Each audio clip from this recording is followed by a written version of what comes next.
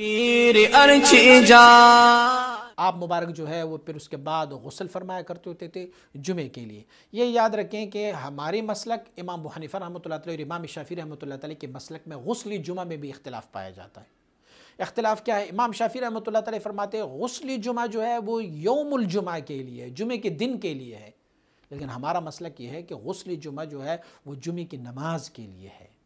جمعے کے دن کی فضیلت مسلم ہے، لیکن جو غسل جمعہ ہے وہ دن کے لیے نہیں بلکہ جمعے کی نماز کے لیے غسل ہے۔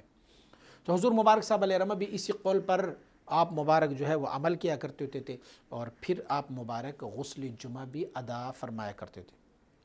اور آپ مبارک جو ہے وہ اکثر و بیشتر سرما استعمال کیا کرتے ہوتے تھے، الف، ثا، میم اور دال، کہ حضور نبی اکرم صلی اللہ علیہ وآلہ وسلم مبارک نے اس مد کے سرمے کی فضیلت جو ہے وہ بیان فرمائی ہے۔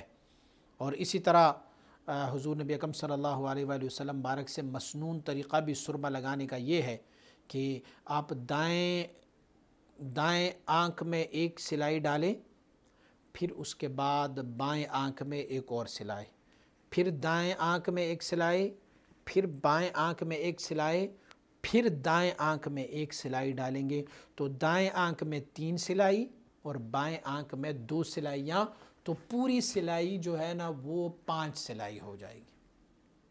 تو یہ اس میں ایک طریقہ ہے جو مشائخ نے اس کو تذکرہ فرمایا ہوا ہے۔ اور پھر آپ جب سرما کیا کرتے ہوتے تھے تو پھر آپ سرمجو کو سرمدانی میں ڈبوئی بغیر ان کو پہلے اپنے دائیں آبرو پر اور پھر بائیں آبرو پر بھی پھیرا کرا کرتے ہوتے تھے۔